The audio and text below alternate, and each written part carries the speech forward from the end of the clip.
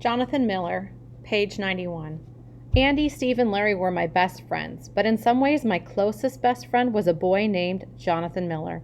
I met him one summer day at Hammerock Beach. We spent no more than 5 hours together, but I've never forgotten him. I spotted him standing on one foot at the shore. I found some new snoo. I realized he was talking to me. What's snoo? I asked. I don't know, he replied, grinning. What's new with you? I stared, not sure whether to laugh with him or at him. Look at that! He pointed at 3 little kids trying to dig a wall to protect a sandcastle. The tide was coming in fast and the castle was in big trouble. He gave me a disgusted look. They're doing it all wrong. You need to dig a ditch, a real big one. Yeah, like a moat, I agreed, with a wall behind it. We jumped in to help the little kids. I started making a big sand wall as the first line of defense while Johnathan raced around the beach gathering seaweed and pieces of driftwood to reinforce the wall. My brother Jimmy and 2 other kids came over to help, all of us digging like crazy. Waves kept attacking and we kept fighting them off. We managed to protect the castle for another half hour until a big wave finally flattened it. Johnathan was from Oregon and was visiting his grandparents. Right away, I loved him the way you love a best friend. I loved the funny faces he made while telling a stupid joke. We hung around together all day, swimming, looking for shells and sea glass and bottle caps. We built our own sand fort higher up at the beach and ate lunch there. 2 of my brothers wanted to come in the fort, but I shooed them away. I wasn't ready to share Johnathan. Not yet. I wished I'd brought something of mine to give him. The inside of a golf ball, an arrowhead, my shark tooth fossil, but I'd come to the beach with nothing. We could be blood brothers, I said. We need a knife or a sharp shell. Then we can cut our fingers so the blood can run together. We don't need to, Johnathan said, leaning back in the fort. We're already blood brothers. I know we are. Yeah? I said because it was true. At 4 o'clock, his grandmother yelled, Time for him to go. Bye, he said. Bye. The lump in my throat made it hard to talk. He started walking away, turning back once to wave, then ran to catch up with his grandparents. I never saw him again, but whenever anybody mentions Oregon, I always think of Johnathan. The Sound in the Wall, page 95, age 11. My friend Jimmy Dean invited me to his birthday party. I'd never been to his house before. Marshfield was a historic place with lots of old houses, and Jimmy Dean lived in one of the oldest houses in town, built in the early 1700s, according to Mom. Come in, somebody yelled when I rang the doorbell. I stepped inside and walked down a short hallway into the kitchen. 2 big girls stood there staring at me. They looked like high school kids. Where's Jimmy? I asked. We're her sisters, one girl said. What's your name? Ralph. Don't worry, he'll be right down, Ralphie, the other girl replied. She looked at the present I'd brought. Just stick that on the bench. The girls stood beside a table with a big pile of raw hamburger meat on it. They were using their hands to form the red meat into flat patties and lining up the uncooked burgers on wax paper. I think he's kind of cute, the taller girl said. She stared at me and smiled. When I didn't smile back, the other one laughed. Don't look so serious. She picked up a small ball of uncooked meat, sprinkled salt on it, and popped it in her mouth. I nearly gagged. It's good raw, she told me. You ought to try some. Where's Jimmy? I asked again. Don't worry, he's coming. Hey, one girl said, glancing slyly at his sister. I'll show Ralphie the wall. Come on, kiddo, this is something you don't want to miss. She rinsed off her hands and walked into a small room next to the kitchen. I hesitated for a few seconds before following her. The girl brought me over to the wall and pushed my head so my ear was flush against it. Hear anything?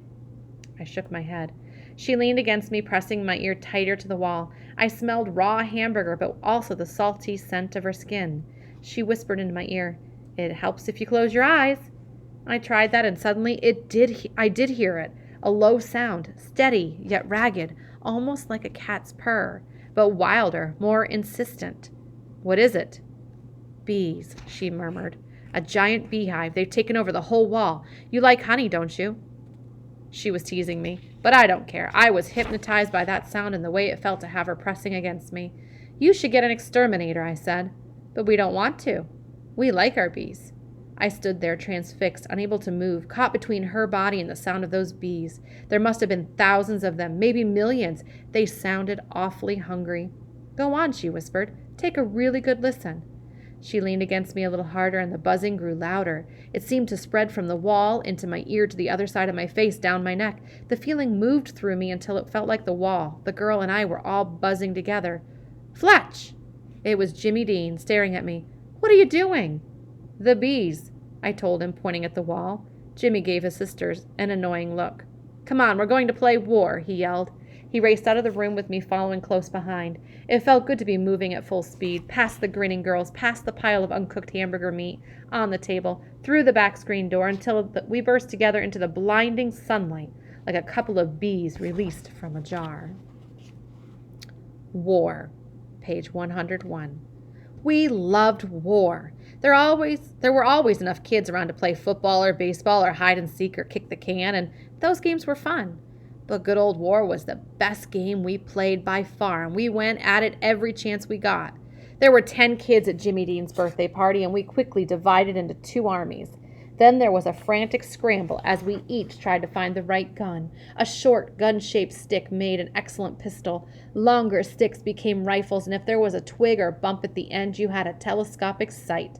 I made a machine gun out of a stick 2 feet long with a thicker piece of the base I could steady against my shoulder. Weapons mattered. Plenty of times I started a battle holding nothing but a skinny twig or fun-shaped board. There was nothing better than having the right gun. I always felt dangerous when I was fully armed, packing serious heat. War was simple. We hunted each other, and all of us had seen enough movies and TV shows to know how to make war. We knew how to stay low, how to use trees and rocks for cover, how to crawl under bushes and close ripping briars.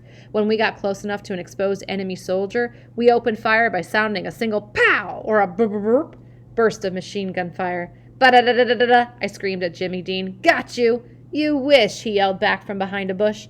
"Hey, I smoked you. You're dead." "No way," I jumped back. "I killed you. You're gone." Nothing on earth was more thrilling than stealing close enough to get on a clean shot at a real live enemy soldier. To be good at war, you had to know how to sneak, stalk, and shoot. But the most important thing was knowing how to die. Each of us died differently. When Steve got hit, he let out an ugh, grabbed his gun, and did a neat forward flip that sent him rolling over and over until he finally lay still. I admired that I move a lot and tried to copy it. When someone shot Jimmy Dean, he dropped his gun and fell straight back. Andy often got shot, but most times he refused to die. Now he grabbed his right arm, face twisted in horrible pain. "Ah!" he screamed. "What's wrong?" "I'm hit! Send reinforcements!" Andy screamed, his limb dangling uselessly. In the midst of a ferocious firefight, Larry rushed over, half dragging, half supporting Andy until Andy would scramble to safety. Suddenly, Jimmy jumped up and blasted Larry. Larry stopped and swayed for a second, hanging in the air, slack-jawed. Then he fell straight forward, allowing his face to mash into the dirt. For years, I had studied Larry's technique. I tried it myself at home when nobody was around, falling forward in a pile of leaves, letting my body drop like dead weight. But no matter how many times I practiced or how hard I tried, some stubborn part of me, arm, leg, or knee, insisted on reaching out at the last minute to break my fall. I finally gave up and accepted the truth. I'd never be able to die like Larry. None of us could. I was moving along the side of the house when Steve Fishman jumped out in front of me. There was no place to hide. He fired at me point blank, and I jerked back 3 times like I'd been punched in the chest. My eyes took on a dazed look. My body went limp, and I fell, spinning to one side and rolling over 4 times, and I lay without moving a muscle, slowly counting to 60. Finally, I sat up, grinning, knowing I died well.